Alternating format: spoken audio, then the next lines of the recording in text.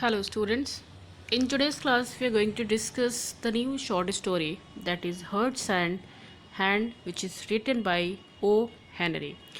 So in today's video we will discuss about the introduction of short story, then we have biography of a writer, theme, title, after that we have original text. So without any delay let us begin the class. Here you can see on your screen is written about your author.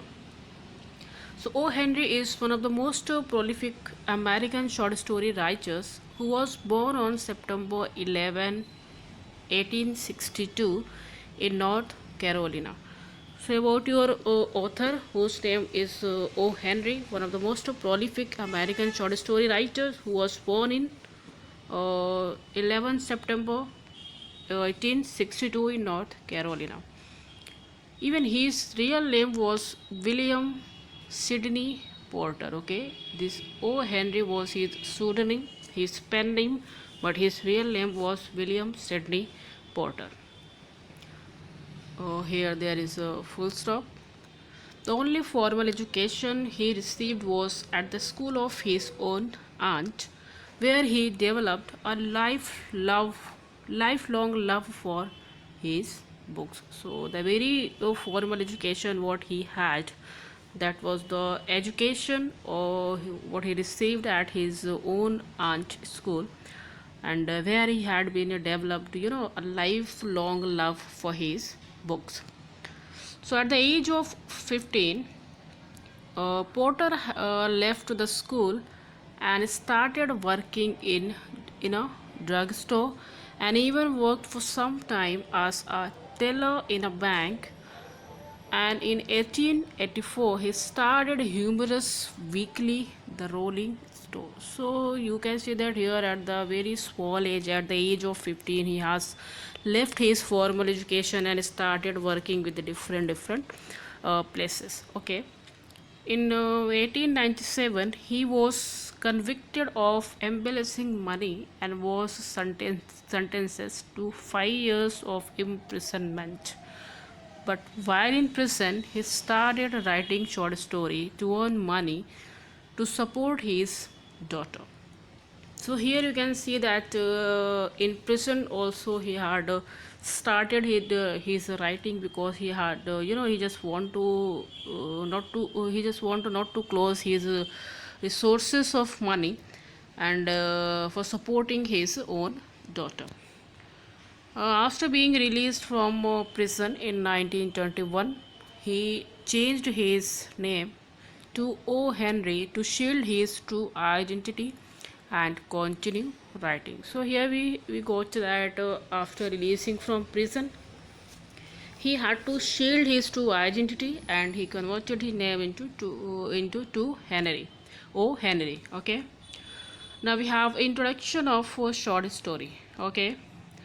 So here students you can see that this story Hearts and Hand describes the chance encounter of on a train between two acquaintances, Miss Fairchild and Mr. Easton. Okay, so here we have two characters. The first is Miss Fairchild and the next one is Mr. Easton. The situation turns awkward when Miss Fairchild notices that Easton is handcuffed to a grim-looking man. The man intervenes to save Easton from embarrassment and prevent the girl from discovering the truth about him. Okay, when she saw that Mr. Easton was handcuffed with the man who was beside him, and the man have saved Mr. Easton for being embarrassment in front of the lady. So what about the truth now? Let us see. It is only through the observation of their fellow passengers that the reader is made aware of the real nature of the relationship between the two men handcuffed to each other. So what is the truth that was revealed by the two fellow passengers sitting near them? Actually they both were listening all the conversation, and then after at the end of the story we found that So at the end of the story, we found that how the truth was revealed, that who was the real convict and who was Mr. Marshall. Okay. But before that, we will discuss the theme of the short story. Here we have theme of compassion. Okay. So compassion is defined as a sympathetic consciousness of other distress with a desire to alleviate it. See, compassion in the story is portrayed through the ruffled, glum face Marshall, who did not left Easton reveal their true identities to Miss Fairchild to prevent him from any kind of embarrassment. So, compassion, the theme of compassion can be seen when we have the character, the next character, the man who is somewhere ruffled and glum faced, the marshal, who is going to save Mr. Easton in front of the lady for being embarrassment. Okay, so he told that he was not convict. Actually, they both were, that handcuffed. So he told that in spite of that he is a convict, actually Mr. Easton is marshal, and he was going with him to the prison. So that in that way he saved. So in that way he saved Mr. Easton. Okay.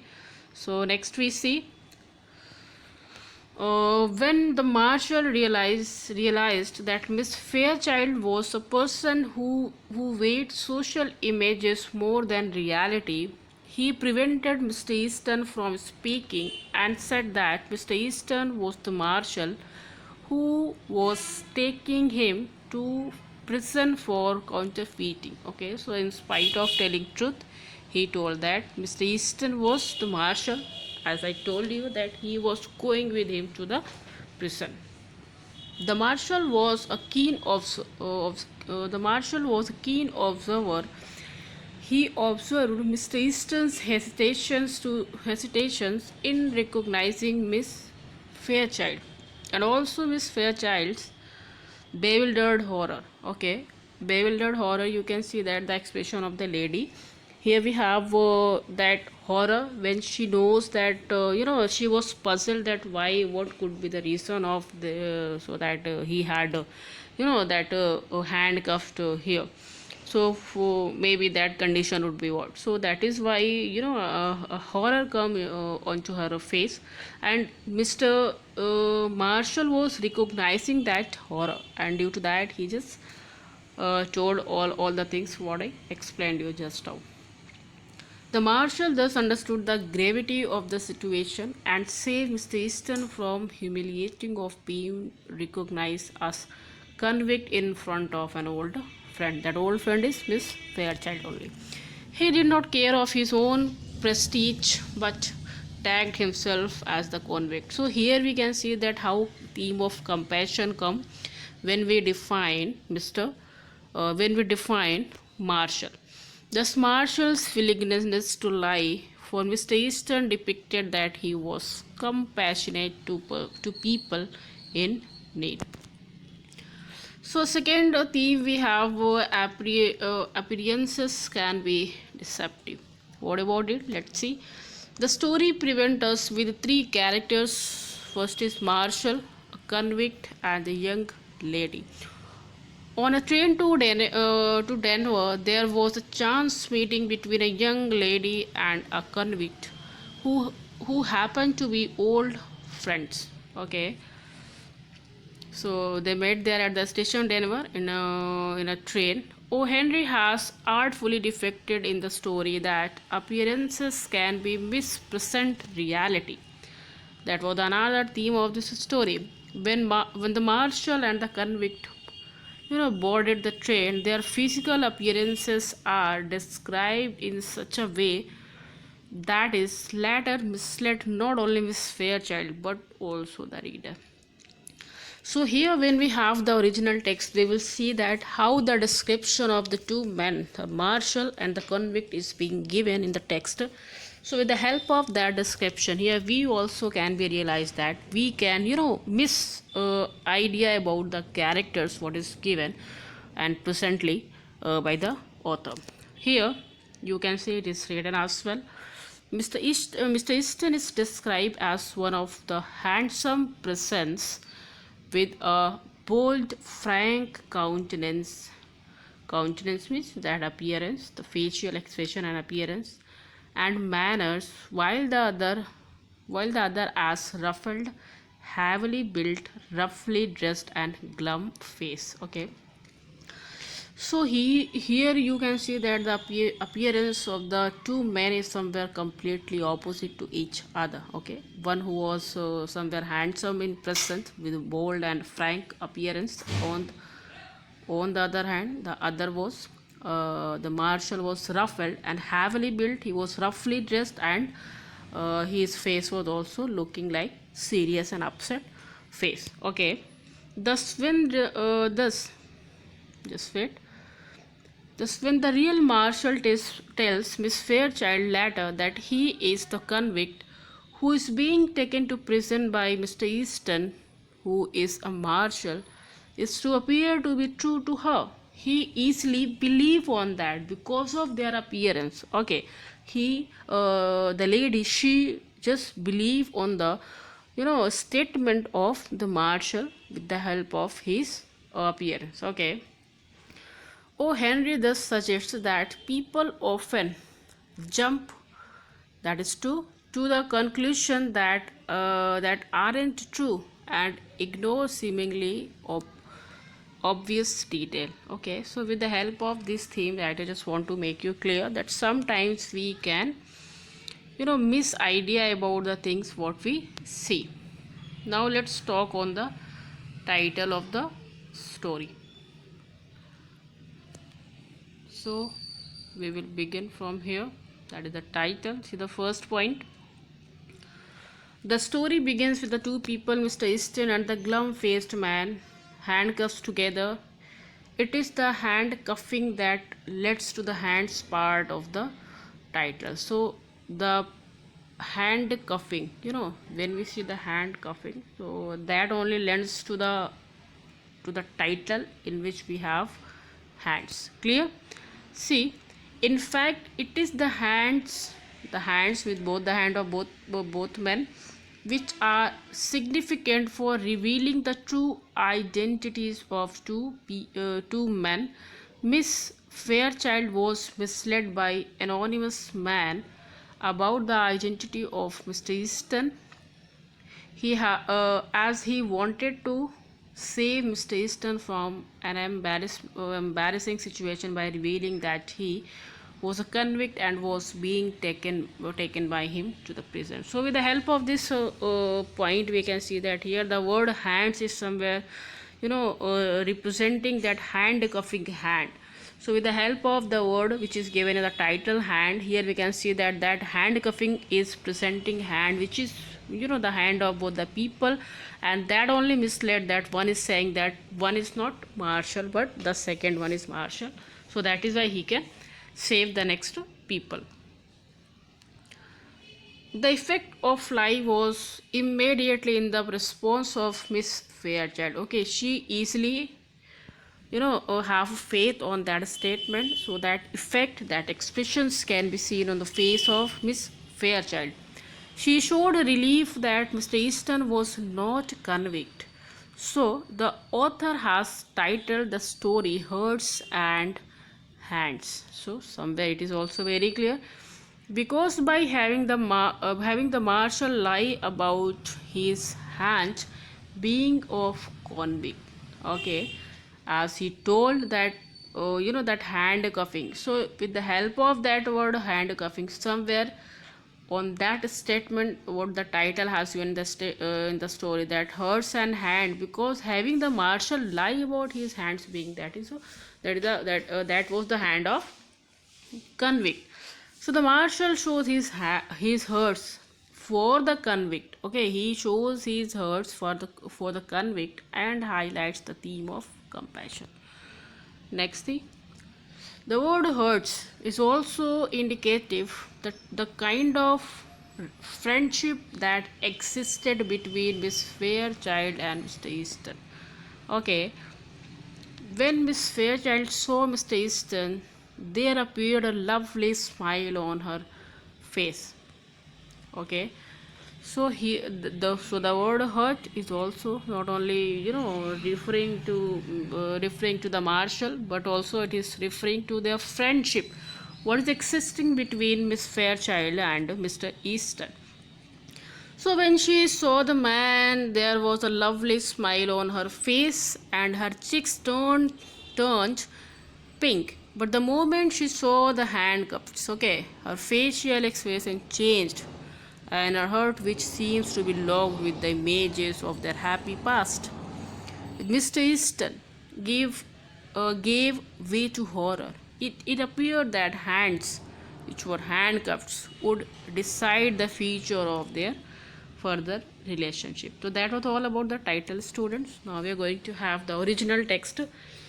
But before starting the original text, I would like to request to all the students to please take out your book and you can just follow the line with me. So here we are going to begin.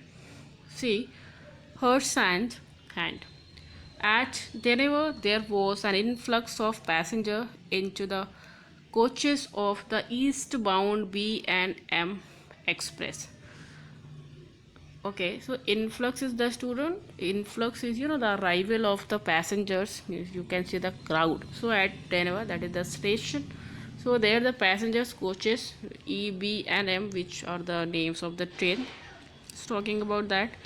In one coach there sat a very pretty young woman dressed in elegant. Elegant is what? That is the gracefully. She was dressed gracefully, teased and surrounded by all the luxurious comforts of an experienced traveler. Okay, what is the description of given about the lady, which shows that she's completely dressed in a graceful style, and whatever the things the that the luxurious comfort is all around can be seen around the lady. So it shows that she is a experienced traveler. Okay, among the newcomers were two young men, one of handsome presence with a bold frank countenance and manner. Countenance, the facial expression, that appearance.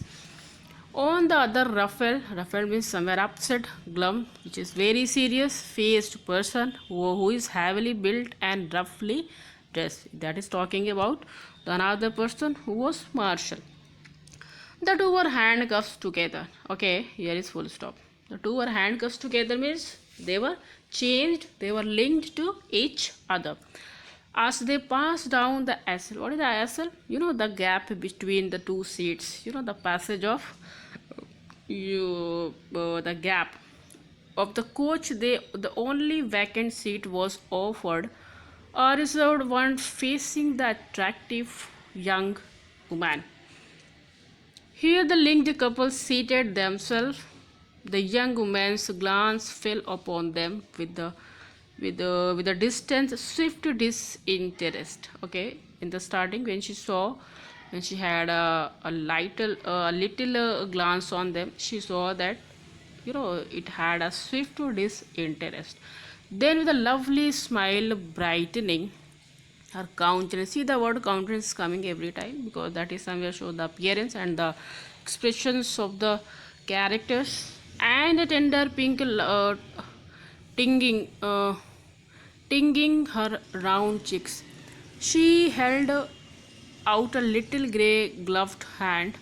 When she spoke, her voice, full, sweet, and deliberate, proclaimed that its owner was accustomed to speak and be heard. Okay, so here writer is talking about the expressions which came on the face of the character Miss Fairchild when she saw Mr. Easton. The man was somewhere recognized by the lady. And here is also talking about her voice, that when she speaks, it shows that her swift and deliberate voice proclaimed means declare. What it declare? That its owner means Miss Fairchild is somewhere accustomed to she's habit of speaking and being traveling here and there. So what she told? She told, well, Mr. Easton, If you will make me speak first, I suppose I must. Okay. So see the first line she told to the man, to Mr. Easton, that if you want to speak me first, I suppose I must speak. Don't you ever recognize old friends when you meet them in the West? Okay, so they are in the West. She told that she's saying two meanings here in this line, that do you not recognize your old friend when you be in the West? The young man roused himself sharply at the sound of his voice, seemed to struggle with the slight embarrassment which he threw off instantly. And then he clasped her finger, clasped means raised, okay, raised her finger with his left hand. And what he says? He says, "It's Miss Fairchild," he said with a smile, okay. He also recognizes the lady very soon. "I'll ask you," yeah, there is double L. "I'll ask you to excuse the other hand." Okay, why he was raising his uh, left hand finger. So that is why he was excusing. What he says, "It's otherwise engaged just at present." He told that, "I am sorry, I am just being excused for that. My right hand is somewhere engaged at present time." And then he slightly raised his right hand. Okay, he slightly raised and then he showed his right hand, bounded at the wrist by the shining bracelet. Okay, to the left one of his companion as they chained together. So it showed the bewildered, glad look. Okay, glad looks in the girl's eyes slowly changed to horror. Okay, the expression is somewhere going to change when she saw the chain or the handcuffs. The glow faded from the cheeks. Okay, the lady faded her glow. Her lips parted in vague means ambiguous, relaxing distress. Easton's, with a little laugh, as if amused, was about to speak again when the other forestailed him. Okay, he just wanted to say something, but the other man sitting with him, he prevented him to speak the truth. Okay, forestailed means prevent to do something. Okay, to stop to do something to someone. Okay, so he prevented Mr. Easton to speak him. Instead, what he told. Okay, the glum-faced man had been watching the girl's countenance. See, again the word came, countenance, with a veiled glance. Veiled glance means indirect eyes. For his keen, shrewd eyes. Okay, what he says, "You will excuse me for speaking, miss, but I see you are acquainted with the marshal." See the word marshal. He told that you are acquainted with the marshal. He somewhere indirectly introduced the man, Mr. Easton, and is telling a lie. Why? Because he was being embarrassing here. "If you will ask him to speak a word for me when we get to the pen, that pen is prison, he will do, and it will make things easier for me here, for me there. He's taking me to Leavenworth prison." Okay, so he's saying that I'm going with him. He's taking me to Leavenworth prison for how many years? For 7 years. So he has somewhere given a short introduction about the man who is Easton. Okay. "Oh," said the girl with a deep breath, returning color. See, again the color is returning, the brightening color. It means she had easily have the words of the man Marshall. Okay, so that is what you are doing out here, Marshall. What she told that again, she just started calling with the word Marshall to Mr. Easton.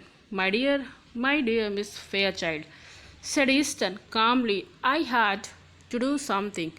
Money has a way of taking wings unto itself, and you know it takes money to keep step with our crowd in Washington." See that crowd in Washington. He told that if you have left me the lady, we do not recognizing what exactly their friend, how much they were close to each other. But here the line says that I had to do something. What happened? What about their friendships? Talking about when you left me, I had to do something. I cannot stop or cannot stay there. So money is all about things. Where there is money, we have to go there. So money has a way of taking wings onto itself. So you know it takes money to keep step with our crowd in Washington. I saw this opening in the West, and well, a marshalship isn't quite as high a position as that of ambassador. What I maybe he's also taking somewhere indirect, talks to the lady that he's talking about. I do not know it is as high as the position of ambassador. Maybe that money was the reason. So that is why they both were parted, and due to that reason, the lady had left the man. We do not know. Here is not mentioned, but we can only think. And maybe he told maybe in between them there would be any condition that the lady demanded about demanded of ambassador and all to Mr. Easton. That is not completely mentioned here, but according to these lines we can think that he's but the ambassador, said the girl warmly, doesn't call anymore. Now the girl is somewhere going to take interest in Marshall, Mr. Easton. So what about the past? Here she's saying that okay, what we had in the past, now do not take the name of ambassador. So don't call like that anymore. He need not ever have done so. You ought to know that. And now you are one of these dashing Western hero. What she's talking about? She's talking about leave all the things Mr. Easton what he had in the past, maybe. But now what presently you are one of these who's dashing Western hero. You ride on, shoot, and go into all kinds of dangers. That's different from Washington life. Okay, so it clearly says that Mr. Easton had somewhere not as much, a prosperous life what he is having presently. What actually presently also he is not having, but according to the false statement, she is thinking so that Mr. Easton is now become marshal and he is having that types of lifestyle. So that's different from Washington life. She's saying that you means you are something else in Washington and here you became marshal. So your life is somewhere very stylish and prosperous. You have misled from the old crowd. So that is why you have somewhere came to the west from Washington. The girl's eyes, fascinated, went back, wondering a little to the rest upon the glittering handscarf. Again, okay, while they were talking, sometimes her eyes comes to the silver and shining bracelet, which is with that they both were changed. What she told? Don't worry about that, miss. Okay, so this line is told by uh, the real marshal, the another person told that don't you worry about them, miss, said the other man. All marshals handcuff themselves to their prisoners to keep them from getting away. Mr. Easton knows his business. So she told that when she was, every time seeing on that chain, she becomes puzzled, and he is making him relieve that all the marshal have to do like that. Okay. Will we see again soon in Washington? Asked the girl. Not soon, I think, said Easton. My butterfly days are over, I fear. So here you can see that the girl is somewhere, wanted to meet Mr. Easton again. Now just wanted to have the same friendship or whatever the relationship they had. So she wanted to be like that, but Mr. Easton responds that it is not that he was not confirmed. He's know that he's now going to be in prison. So his butterfly days, that his days in which he was feeling free to go here and there, that is not going to stop. He cannot go anywhere now. He is now going to in prison. So that is why he say that it is not very soon, at least almost to say for 7 years he is going there. So not soon, that is why there is no chance to have a meeting. I love the West, said the girl irrelevantly. Irrelevantly means casually. Now he cannot go to Washington but the girl can be in west. So see, that is why she said. So here we can see the characteristics of the lady, the girl. She's somewhere minded. Okay, so things sometimes this and things sometimes this. So she told that I love the west. So if you cannot meet me in Washington, I can be here in the west and I can meet with you. Her eyes were shining softly. She looked away out of car window. She began to speak truly and simply without the gloss of the styling manner. What she told? Mama and I spent the summer in Denver. She went home a week ago because father was slightly ill. I could live and be happy. See, without their family, mother and papa, she is happy with them or without them. Okay, she could also be go there with the father, but she's happy here in the west. I think the air I think the air here agrees with me. Money isn't everything, but the people always misunderstand, think, and remain stupid. So she said that money isn't everything, but people always misunderstand things and remain stupid. So here she's talking about that she's indirectly saying to Easton that money is not everything. But in past, what lines say that with for money only she had left to Mr. Easton. Okay, says Mr. Marshall, growled the glum-faced man. Isn't quite fair.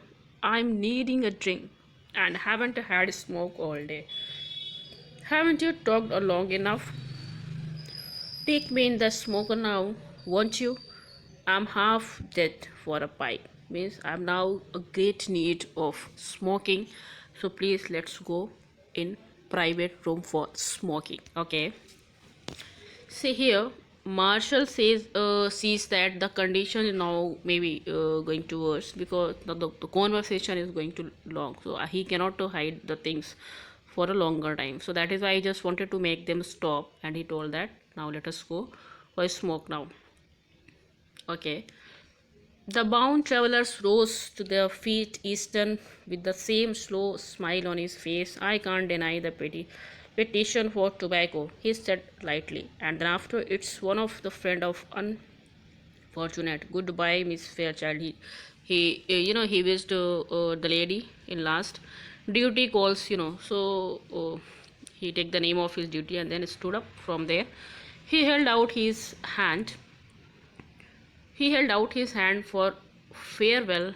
It's too bad you are not going east, she said. What she said, that it is too bad that you're not going to east, but you are in west. Okay. Reclothing herself with the manner and stand. Again, she's somewhere now going to, sitting with the stylist manner what she had earlier.